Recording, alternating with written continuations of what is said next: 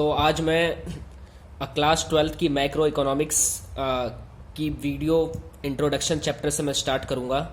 ठीक है, तो हिंदी मीडियम की मैं ऑलमोस्ट 3 चैप्टर में करवा चुका हूँ।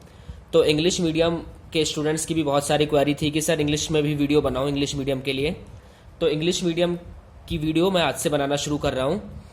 तो क्लास 12th में मैक्रो इकोनॉमिक्स और इंडियन इकोनॉमी में हमें कैसे कैसे टॉपिक कवर करने हैं और कैसे कैसे में पढ़ाई की स्ट्रेटजी हमारी क्या होनी चाहिए, उस हिसाब से हम सारी बातों को आज की क्लास में हम जानेंगे इंट्रोडक्शन से। ठीक है, तो आज की क्लास का हमारा टॉपिक ही होगा इंट्रोडक्शन। ठीक है, तो देखो 12th क्लास के अंदर में बेसिकली इकोनॉमिक्स का पोर्शन पढ़ना कैसे आप लोगों को, उसका तरीका क्या होगा पढ़ने का। देखो, अगर मैं आपसे बोलूँ क्लास 12th के अंदर अगर आप इकोनॉमिक्स को जो डिवाइड करोगे वो 2 पोर्शन में डिवाइड करना है आपको, जो पढ़ना है। एक आपको पढ़ना है मैक्रो इकोनॉमिक्स, सेकंड आपको पढ़ना है इंडियन इकोनॉमी।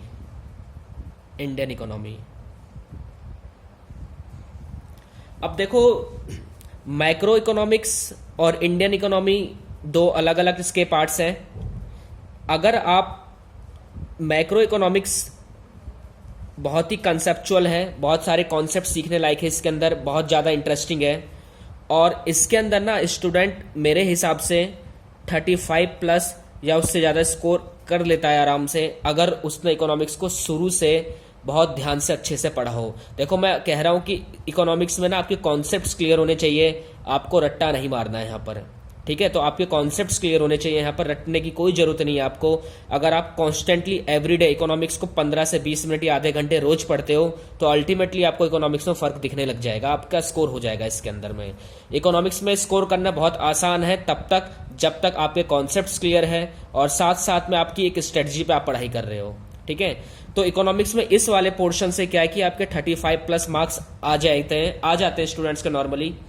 और इंडियन इकोनॉमी तो इतना इजी पोर्शन है और इससे ना कभी क्वेश्चन ट्विस्ट नहीं होता इस पोर्शन से, बाकायदा बस आपको फैक्ट्स पता होने चाहिए इसके अंदर में। ये इतना इजी पोर्शन है कि इकोनॉमिक्स इसमें स्टूडेंट आराम से 35 प्लस इसमें भी स्कोर कर लेते हैं। इससे कभी क्वेश्चन ट्विस्ट नहीं होता इस वाले सेक्शन से। बहुत ही आसान इंटरेस्टिंग सेक्शन है ये, बस आपको फैक्ट्स पता होने चाहिए। ठीक है, तो और देखो 20 नंबर जो होते हैं ना 20 मार्क्स, ये 20 मार्क्स आपके स्कूल के ऊपर स्कूल प्रोजेक्ट पे होते हैं। अभी जो स्कूल प्रोजेक्ट है वो इस बात पे डिपेंड करता है कि आपका बिहेवियर, आपका होमवर्क, आपका डिसिप्लिन, तमाम तरह की चीज़ों को जोड़ के स्कूल से 20 मार्क्स कैरी किए जाते हैं।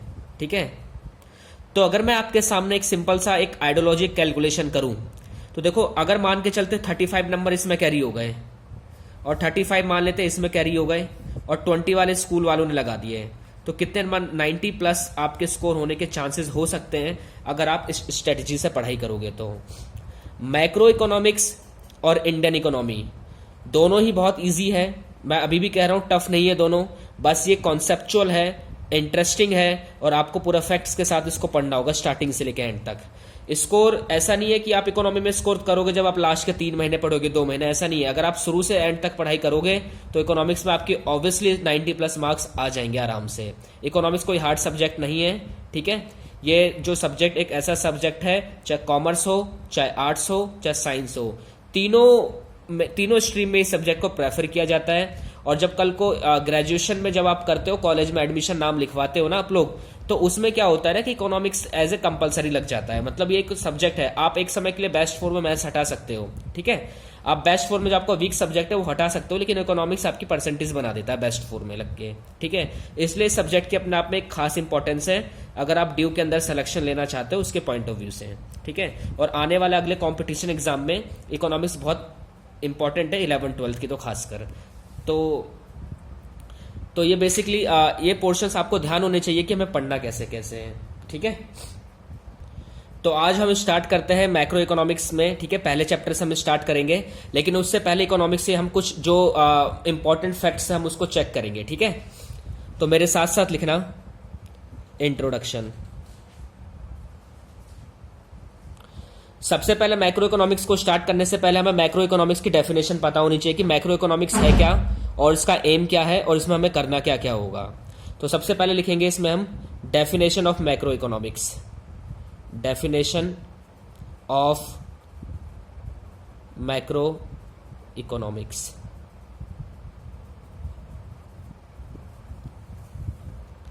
तो मैक्रो इकोनॉमिक्स की डेफिनेशन क्या होगी, मेरे साथ साथ लिखना macro economics is the branch of economics that studies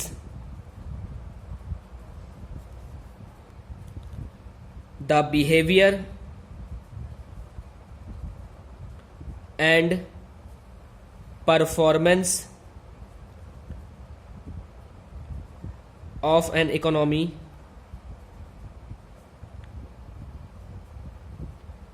as a whole।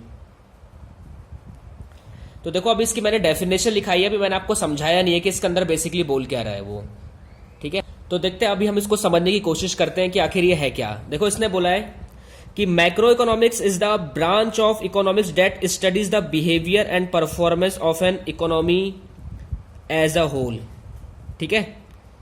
इसने ये बोला है कि जब हम किसी भी देश के अंदर में सारी अर्थव्यवस्था को एक यूनिट के तौर पे पढ़ेंगे हम, ठीक है। जैसे मान लो इंडिया के अंदर, अब मान लो कि इंडिया के अंदर मान लो मुझे ना एक हाउस होल्ड के बारे में जानना है, एक हाउस होल्ड की प्रॉब्लम को मुझे क्या करना है, स्टडी करनी है। तो आपको पता है ये तो माइक्रो के अंदर आ जाएगा, ये माइक्रो इकोनॉमिक्स के अंदर ये आपको पता है स्टडी किया जाएगा। लेकिन जब मुझे पूरे इंडिया की प्रॉब्लम को जाने, पूरे होल इंडिया, तो ये कौन से ब्रांच में आएगा इकोनॉमिक्स के, मैक्रो ब्रांच में आएगा, ठीक है, मैक्रो इकोनॉमी। हालांकि माइक्रो इकोनॉमिक्स को हम 11th क्लास में डिस्कस कर चुके हैं, तो इसको यहां डिस्कस करने की जरूरत नहीं है, ठीक है। हम सिर्फ और सिर्फ मैक्रो इकोनॉमिक्स को डिस्कस करेंगे। अब देखो मैक्रो इकोनॉमिक्स के अंदर में जो इंपॉर्टेंट बातें हैं ना, वो इंपॉर्टेंट बातें क्या है, मैक्रो इकोनॉमिक्स में बताया गया है कि ये एक इकोनॉमिक की एक ऐसी ब्रांच होती है ना जहां पर सारी की सारी इकोनॉमी को एज अ होल, सब इकोनॉमी को एज ए सिंगल यूनिट पढ़ा जाएगा। इसका मतलब ये हुआ कि हमें ना मतलब सब लोगों के बारे में बात करनी है। यहाँ पर होल का मतलब होता है कि यहाँ पे पूरे एक समुदाय से बात हो रही है, हमें यहाँ पर सबके बारे में जानना है, हमें किसी एक की प्रॉब्लम को नहीं देखना है, सबके बारे में चेक करना है। तो इसका मतलब आपको पता लग गया होगा कि जो ये इकोनॉमिक्स है किसके पॉइंट ऑफ व्यू से पढ़ी जाती है, ये इकोनॉमिक्स गवर्नमेंट के पॉइंट ऑफ व्यू से पढ़ी जाती है, सरकार के पॉइंट ऑफ व्यू से पढ़ी जाती है इकोनॉमिक्स, क्योंकि सरकार सबके लिए है और सरकार को सबकी प्रॉब्लम देखनी होती है, ठीक है। तो इसलिए इसकी डेफिनेशन ज्यादा टफ थी नहीं, डेफिनेशन आई होप मुझे लगता है आपको क्लियर हो गई होगी। लेकिन आप इस चीज को चेक करना कि जो मैक्रो इकोनॉमिक्स का मतलब होता है कि जब पूरी इकोनॉमी को एक साथ स्टडी की जाती है, यानी एक यूनिट मान के स्टडी की जाती है। इस इकोनॉमी का पर्पज होता है लोगों का जन और कल्याण करना, ठीक है, आय और रोजगार का सृजन करना, मतलब अनएम्प्लॉयमेंट हो गया, पॉवर्टी होगा, ये इसके कुछ मेन एम होते हैं इस इकोनॉमिक्स के। तो एग्जाम्पल इसके क्या हो सकते हैं, एग्जाम्पल जैसे माइक्रो के अंदर था ना डिमांड, तो इसका एग्जाम्पल हो सकता है एग्रीगेट डिमांड, ठीक है। जैसे वहां पर सप्लाई पढ़ा था माइक्रो में, तो उसमें क्या होगा, एग्रीगेट सप्लाई, ठीक है। नेशनल इनकम, क्योंकि इस इकोनॉमी में हमें ना पूरी उसको पढ़ना है, पूरी इकोनॉमी को एज ए सिंगल यूनिट के तौर पे पढ़ना पड़ेगा अब हमें। तो यहां पर हम डिमांड की बात करेंगे तो हमें सबकी डिमांड की बात करनी है। इकोनॉमी में जितने भी सेक्टर है हमें सबकी डिमांड चेक करनी है, इकोनॉमी में जितने भी सेक्टर है हमें सबकी सप्लाई चेक करनी है, देश की नेशनल इनकम हमें चेक करनी है, डिमांड और सप्लाई को कैसे बैलेंस करना है, अनएम्प्लॉयमेंट को कैसे दूर करना है। इस तमाम तरह की जो प्रॉब्लम्स होगी वो मैक्रो इकोनॉमिक्स में पढ़ी जाएगी और उसका सॉल्यूशन भी मैक्रो इकोनॉमिक्स में पढ़ा जाएगा, ठीक है। इस इकोनॉमी का जो बेसिकली एम होता है ना पढ़ने का, वो होता है आपका इनकम एंड एम्प्लॉयमेंट, ठीक है, कि इनकम को कैसे बढ़ाना है और देश में एम्प्लॉयमेंट को कैसे बढ़ाना है। ये इसका बेसिकली एम होता है पढ़ने का, इसको इस नजरिए से पढ़ा जाता है। मैं अभी भी कह रहा हूं कि मैक्रो इकोनॉमिक्स जो पढ़ा जाएगा वो गवर्नमेंट के पॉइंट ऑफ व्यू से पढ़ा जाएगा, यानी गवर्नमेंट को क्या करना है, देश के अंदर जितने भी इकोनॉमी के सेक्टर है सबको एज ए होल को सिंगल मान के स्टडी करनी है, सबकी प्रॉब्लम्स को हमें चेक करनी होगी यहाँ पर, ठीक है। तो आई होप, मुझे लगता है कि आपको मैक्रो इकोनॉमिक्स की डेफिनेशन समझ में आ गई होगी कि मैक्रो इकोनॉमिक्स कहता क्या है, ठीक है। एक क्वेश्चन और बन सकता है यहां से कि who is the father of macro economics, इसका फादर कौन है, तो इसका फादर कीन्स है, कीन्स थ्योरी। तो आपको पता है कि माइक्रो इकोनॉमिक्स का फादर किसे कहा जाता है? एडम स्मिथ को कहा जाता है। और मैक्रो इकोनॉमिक्स का फादर किसे कहा जाता है? कीन्स को कहा जाता है। तो आपको पहले मैक्रो इकोनॉमिक्स के बारे में पता होना चाहिए, और मैक्रो इकोनॉमिक्स किस चीज के बारे में स्टडी करता है आपको उसके बारे में बहुत अच्छे से पता होना चाहिए।